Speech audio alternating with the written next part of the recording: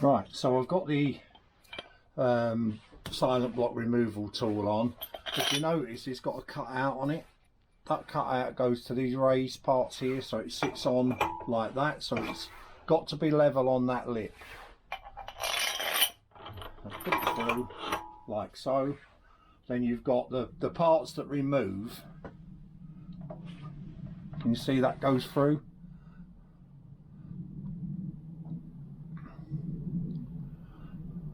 So that goes through there, like so, and then you put your nut on.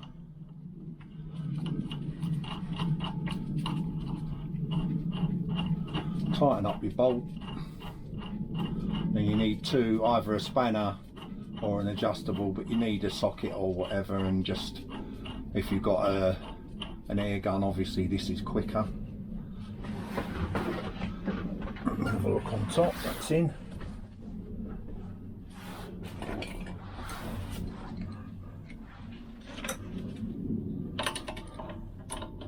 I'm using 2 adjustable spanners.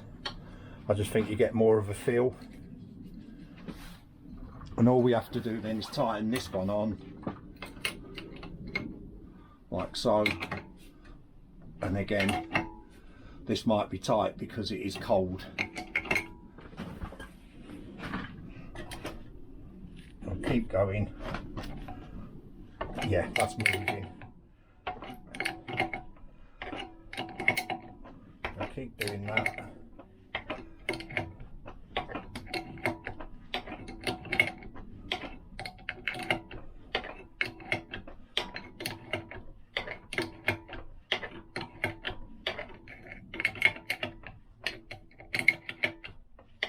What it does, the silent excuse me, the silent bush comes in and obviously falls into there, so it shouldn't fall where you can't save it,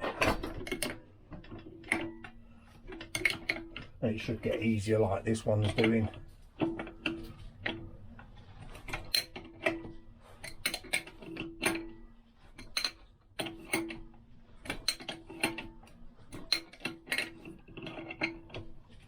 And I'm going to put them back one by one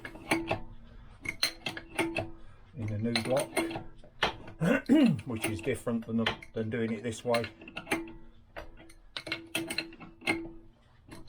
That's nearly, I would say that's nearly through.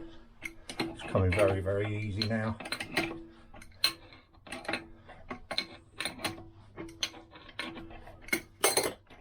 There you go.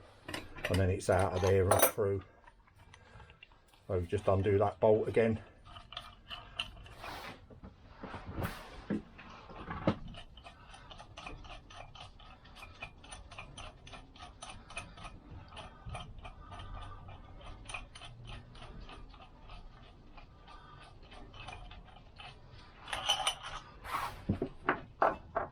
Take off the extractor, and there is our one for the kickstart side offside.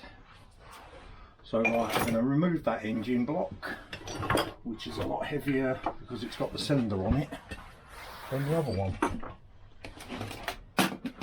Down on the floor for a minute and bring the other one up.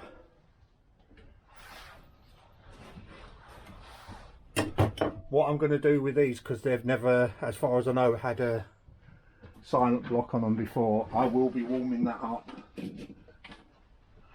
I'll be spending a lot of time getting a lot of heat into that, and what I do is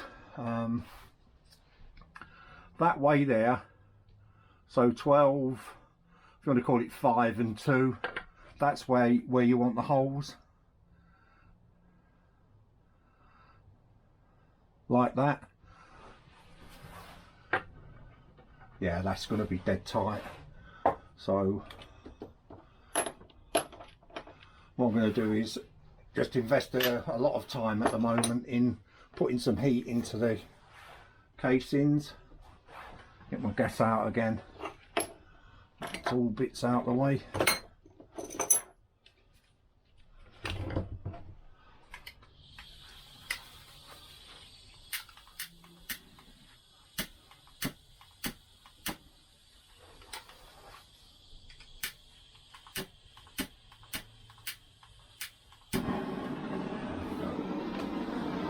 So I'll cut away again because all I'm doing is warming this up.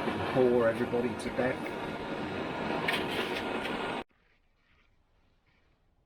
Right, I've heated up the casing, put this in. What I tend to do is, to start it lining up, is put that one in that pulls him in and out and just stick it in there to line it up. Then it'll bring the bolt through straight. You need that one then, and then you need a nut.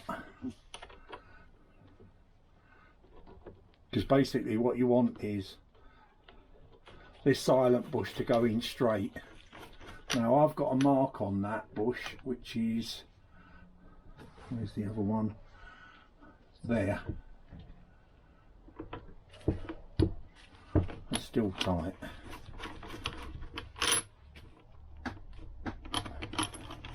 Even though it's really, you know, it's well warmed up, the casing. It just goes to show probably how bad Indian machining is, but I didn't have any problem with the last one.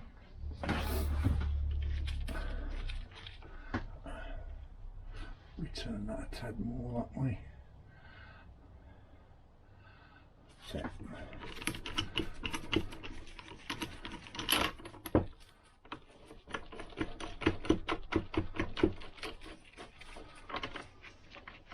And what I do is I get it started and take out that extractor part, because obviously you can't pull it all the way through. See what I mean? That bring that in straight now. Oh.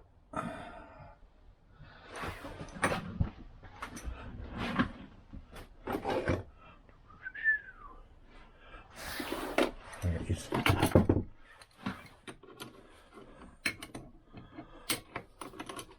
When you first start doing it, go very, very slowly to let it line itself up.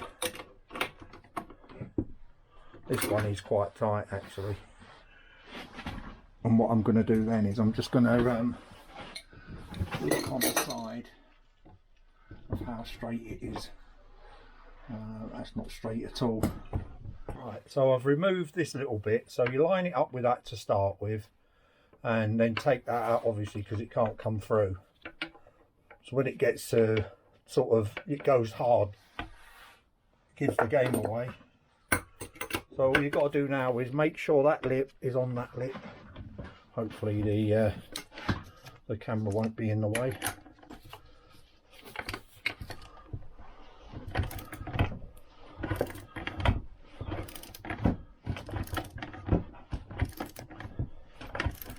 These are exceedingly tight, both of these. I don't know if that's a good thing or a bad thing, but that gap is now solid. So let's get rid of that.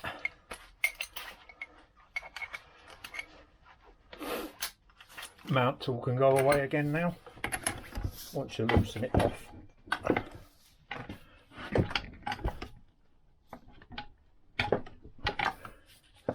I'm trying to do 3 things at once here.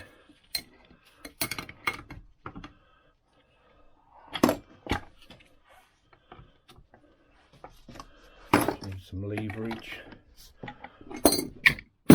Would do, wouldn't it? Got another one.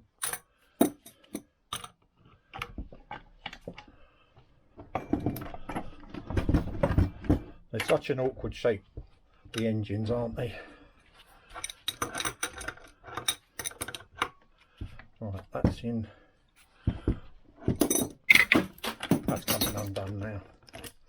We can remove the mount tool, stick it all back together again and put it away. So that's the engine mount in, and they're my 2 marks I made, virtually level. These can spin around if it's really loose.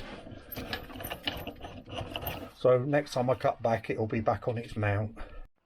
Right, so I've got the 2 silent blocks on, and it's on its stand now.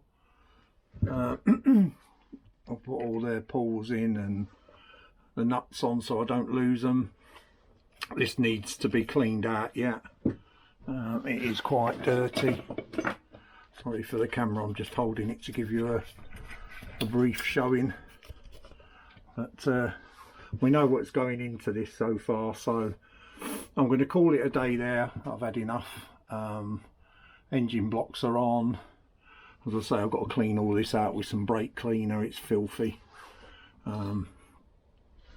If you notice, this one where the Christmas tree goes, it's a lot further out, so that ain't going to rub. I did actually take it down because of the last engine, so I've cleaned up all the crack casing, leftover bits to clear, gears and what have you. I didn't want anything rubbing.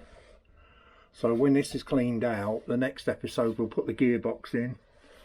Then I'm going to have to get the engine out, the Series 2, because I need the crankshaft. And as I said before, we've got these nice Viton oil seals to go in. I didn't put them in the Series 2 because they weren't about when I built that engine. So such is life, eh? Thanks for watching, and thanks for subscribing. I hope somebody's gaining something from this.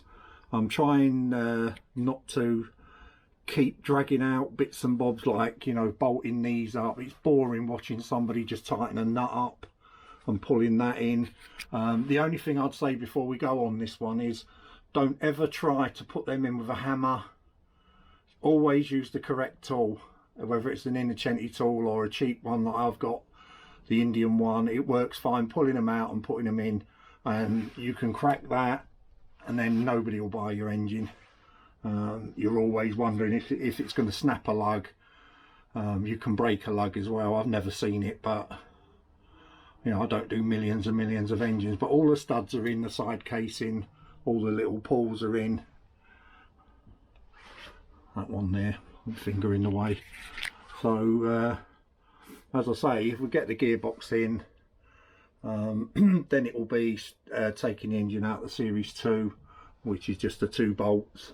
That one for the rear suspension, one either side. Take the bolt out and disconnect all the electricity, the battery. I'm using all that because I'll show you what I did to it. It's full wave 12 volts, so I get like double the power. If you want to drive any headlights or whatever, at least you can see in the dark. You don't really need that if you're LED. You just need 12 volt DC really, or a way of converting the AC to DC. But that's for another episode. Thanks for watching. Take care, everybody. Like I say, I hope you're getting something out of this. Bye for now.